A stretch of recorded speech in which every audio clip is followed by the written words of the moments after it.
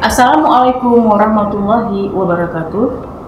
Sahabat sekalian, selamat datang di portal edukasi digital Rumah Sakit Umum Daerah Dr. Zainal Abidin, Banda Aceh. Pada kesempatan ini, kami akan mengulas terkait topik standar keselamatan dan kesehatan kerja terhadap bahaya kebakaran di rumah sakit. Berikut adalah penanggulangan dan evakuasi bencana kebakaran. Berbicara mengenai kebakaran, berarti kita berbicara tentang alat pemadam api ringan, salah satu alat untuk memadamkan api, atau dikenal dengan APAR, yaitu suatu alat pemadam kebakaran yang dapat dijinjing atau dibawa, dioperasikan oleh satu orang, berdiri sendiri, mempunyai berat antara 0,5 kg sampai dengan 16 kg, dan digunakan pada api awal. Terdapat beberapa jenis media pemadam, di antaranya yang berisi air, busa, juga ada powder, CO2, dan juga halon. Di rumah sakit kita menggunakan yang berisi powder. Dan juga ada di beberapa ruangan, seperti ruangan intensif, ataupun ruangan-ruangan yang memiliki alat medis, itu menggunakan APAR yang berisi halon. Nah, bisa dilihat ini contoh pemasangan ataupun penempatan tabung APAR di ruangan. Cara menggunakan APAR: sebelum digunakan, alat pemadam api ringan dibolak-balik sebanyak 3 kali. Kemudian, alat pemadam api ringannya diletakkan pada posisi yang aman dari sumber api, lalu dilepaskan segel pengamannya. Nah, berikut petunjuk penggunaan APAR, dan kita kenal dengan istilah TATS, yaitu T yang pertama, tarik pin pengaman dan bebaskan selang, kemudian arahkan ke dasar api, tekan gagang ataupun handle, dan yang terakhir, sapukan dari sisi ke sisi sampai api padam. Nah, berikut bisa kita lihat, ini adalah contoh simulasi cara memadamkan api awal menggunakan APAR. Nah, ada beberapa hal yang harus diperhatikan dalam evakuasi kebakaran.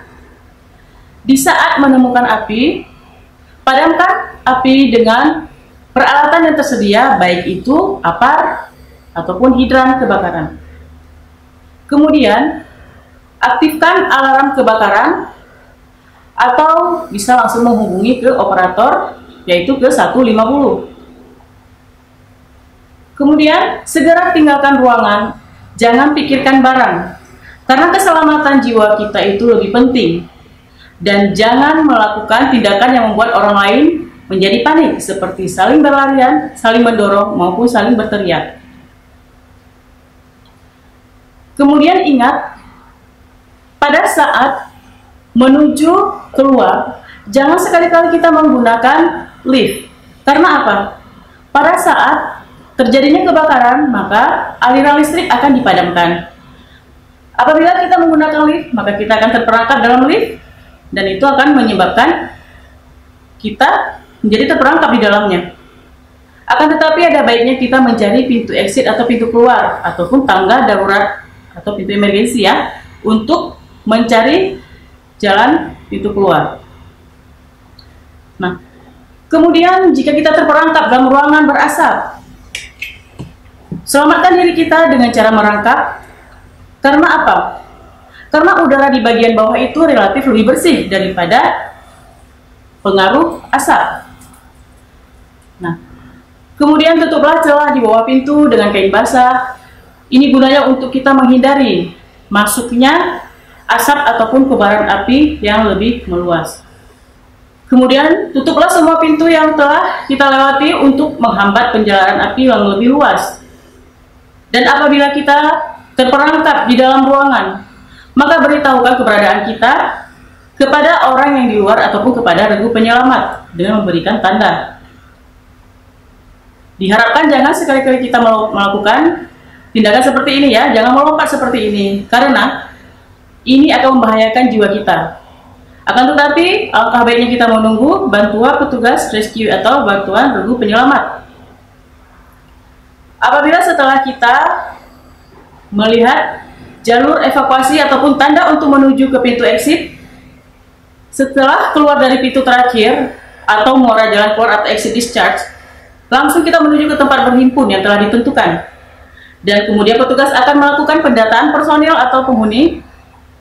Dan diharapkan jangan sekali-kali kita masuk ke dalam ruangan atau ke dalam gedung kembali sebelum ada dinyatakan status aman oleh petugas. Nah, berikut adalah papan komando.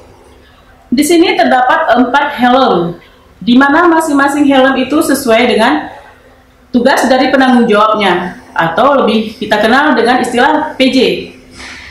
Yang helm merah itu untuk PJ api, yang helm kuning itu untuk PJ pasien, yang helm putih untuk PJ dokumen, dan helm biru untuk PJ alat. Nah, berikut tupoksi dari masing-masing PJ atau penanggung jawab. Yang pertama itu penanggung jawab api, di mana tugasnya itu dia memadamkan api dan sekaligus dia menjadi komando apabila terjadinya bencana, khususnya kebakaran. Kemudian dia juga yang memutuskan apakah perlu atau tidak diambil tindakan untuk evakuasi. Dan PJ api tersebut juga memberikan instruksi untuk menghubungi nomor telepon darurat. Dan di sini kita nomor telepon daruratnya yaitu 150. Kemudian helm yang berwarna kuning itu untuk PJ pasien, di mana tugasnya itu memprioritaskan pasien yang akan dilakukan evakuasi, sehingga tidak terjadi sesama pasien itu saling menghalangi pada saat evakuasi, sehingga waktu evakuasi menjadi tidak efektif apabila terjadi kekacauan. Di sini, PJ pasien perlu memprioritaskan pasien yang akan dievakuasi terlebih dahulu, yaitu yang pertama pasien yang mandiri atau yang bisa berjalan sendiri. Kemudian yang kedua itu pasien yang setengah mandiri, yaitu yang menggunakan kursi roda. Dan yang ketiga pasien yang istilahnya kita kenal dengan total care, yaitu yang menggunakan bed atau tempat tidur. Kemudian dilanjutkan dengan helm yang berwarna putih, yaitu untuk penanggung jawab dokumen atau PJ dokumen. Di sini PJ dokumen bertugas untuk menyelamatkan dokumen yang penting dan mengamankan dari akses orang-orang yang tidak berhak. Kemudian yang terakhir itu yaitu helm berwarna biru, itu untuk PJ atau penanggung jawab alat. Di sini tugasnya untuk mengamankan alat-alat medis dan juga hal-hal alat medis yang mahal dan hal-hal yang mungkin untuk bisa dievakuasi.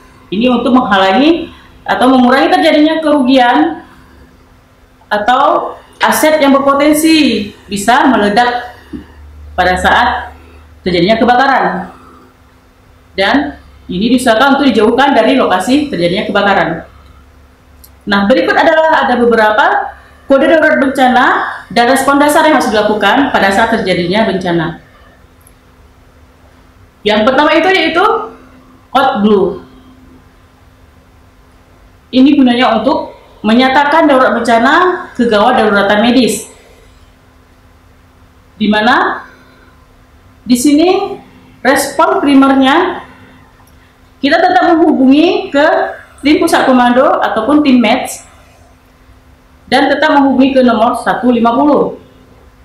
Kemudian yang kedua itu code red, yaitu untuk bencana kebakaran.